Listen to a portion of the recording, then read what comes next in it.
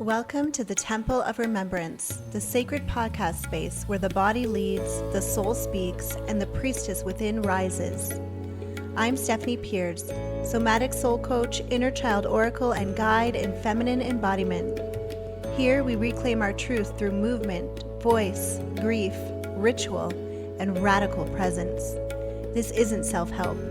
This is soul work. This is remembrance. Welcome to the Temple of Remembrance, where we let the body lead, the truth rise, and the soul speak without apology. This episode is part of a sacred series I call Written in the Body. Direct readings from my Substack, where the medicine is in the words, and the words are alive in the body.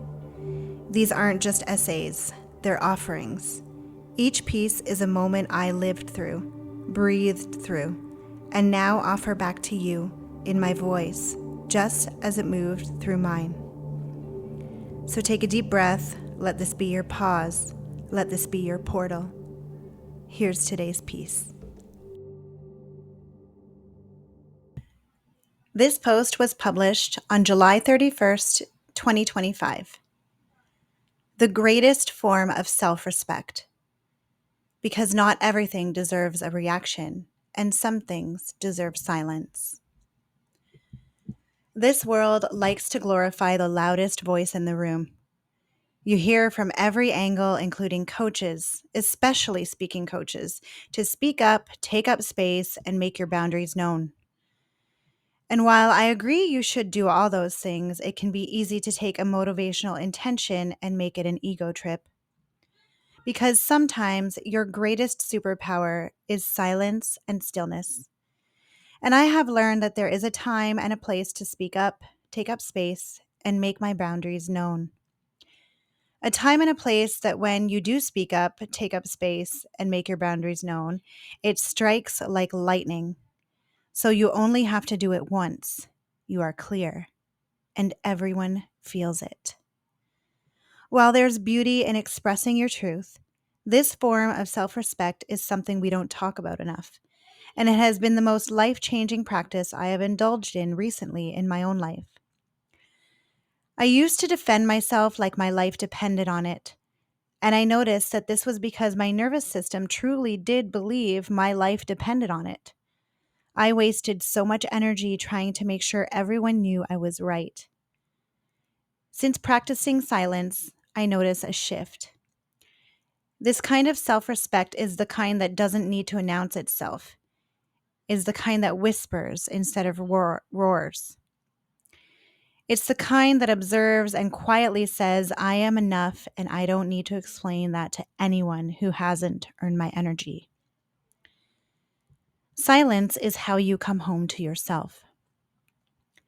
Ladies, we've been conditioned through feminist movements and a dominating patriarchal culture that we need to fight for our rights, which somehow made us believe that we lost our power or didn't have it in the first place.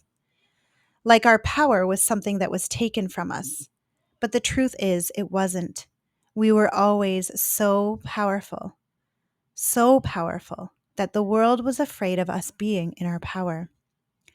And that's why the illusion that we didn't have it was meticulously crafted. But when we're constantly explaining, defending, or over-expressing ourselves just to be understood, it's exhausting. Not only is it exhausting, but it's also affirming something that is not true. It's affirming that we need to prove ourselves worthy of the power we already have within us. There comes a point when silence becomes a decision to no longer leak our energy into places that can't hold it. A decision to stop translating your truth for people who aren't ready to hear it. Silence can feel uncomfortable, especially if you've been wired to keep the peace. But over time, it becomes the peace. Stillness is where your truth becomes heard. So many of us stay busy. I was very much like that up until pretty recently. I would fill my schedule with pointless stuff that made me feel productive because my productivity made me feel valuable. I didn't actually need to be busy, but stillness felt very unfamiliar and uncomfortable. But there's a quiet magic in slowing down. You hear things you couldn't hear before. You hear your body telling you what it actually needs, your intuition coming back online, your nervous system saying, "Thank you, I can breathe now." And you begin to get comfortable in your own skin with your own breath. You begin to learn how to manage your own thoughts too. Stillness is space, and healing needs space. And soon you begin to feel heard because you are finally hearing your truth. You don't need to prove your healing. Sometimes the most powerful growth looks like not reacting, justifying, explaining, or chasing closure or clarity. It looks like softening your tone with yourself, canceling the plans and logging off for the day. The most powerful growth looks like sitting in your own company without rushing to fix or figure anything out, just being. You don't need to prove that you're evolving to anyone. Your stillness is an anchor. Most people think that if they choose silence, they are shutting down or missing out. But choosing silence is about tuning in. Stillness means you're doing the most important thing of all, listening.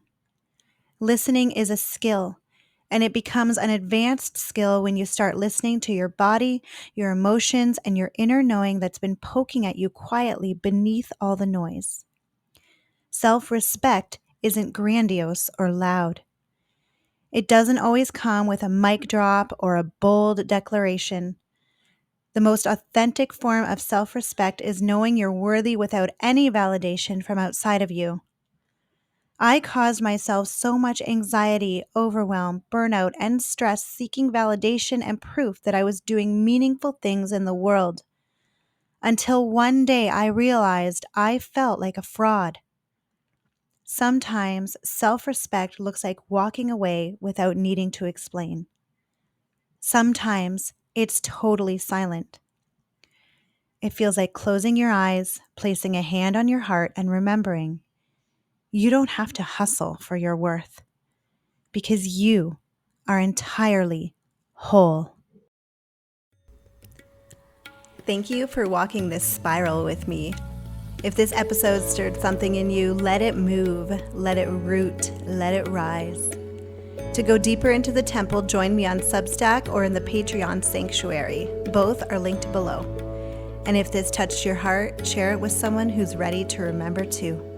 Until next time, stay sacred, stay sovereign, stay you.